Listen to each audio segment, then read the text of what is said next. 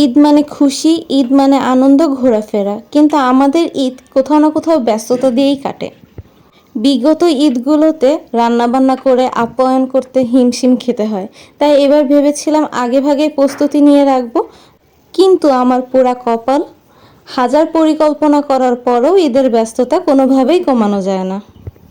এবারের ঈদ আমি আমার শ্বশুরবাড়িতে করেছিলাম, এজন্য ঈদের যাবতীয় রান্নাবান্না আমার মায়ের এক হাতে করতে হয়েছে। ঈদ উপলক্ষে ঘর গোছানো, সারাদিনের রান্নাবান্না, অতিথি আপ্যায়ন, অতিথি চলে যাওয়ার পর টেবিল, রান্নাঘর পরিষ্কার করার পরও যে আমার মা এখনও সুস্থ আছে, সেজন্য আল্লাহর কাছে লাখ লাখ শুকরিয়া।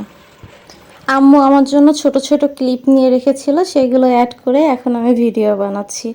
এই যে আমার মা এখন যে খিচুড়িটা রান্না করছে, সেটা নাকি এত ভালো হয়েছে, এত ভালো হয়েছে, সেই গল্প শুনে আমি শ্বশুরবাড়িতে থাকতেই পারিনি, রাতেই বাসায় চলে এসেছি। আম্মুর কাছে এসে আমার প্রথম কাজ ছিল এক প্লেট খিচুড়ি গরুর মাংস দিয়ে চেটে পুটে প্লেট একদম শেষ করে ফেলা। এবং সবার মতো আমিও বলতে থাকলাম, মা এবার ঈদে তোমার এই খিচুড়িটাই বেস্ট খাবার ছিল। এবার আম্মু আরও কিছু ইউনিক আইটেম বানিয়েছিল, যেমন সেমাই দিয়ে পাখির বাসার এই ডেজার্টটা। এক সময় সোশ্যাল মিডিয়াতে এই ডেজার্টটা অনেক ট্রেন্ডিংয়ে ছিল। ইনশাল্লাহ নেক্সট কোনো ভিডিওতে আমি এই ডেজার্টটা ফুল ভিডিও আপলোড দিব।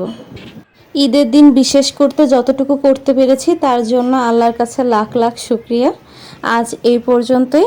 আশা করি সবাই ভালো আছেন এবং ভালো থাকবেন, আমার জন্যও দোয়া করবেন। সবাইকে আগামী দিনগুলোর জন্য শুভকামনা জানিয়ে আমি আমার মিনি ব্লগ এখানেই শেষ করছি। বিদায় নেওয়ার আগে সবাইকে আবার জানাচ্ছি ঈদ মোবারক।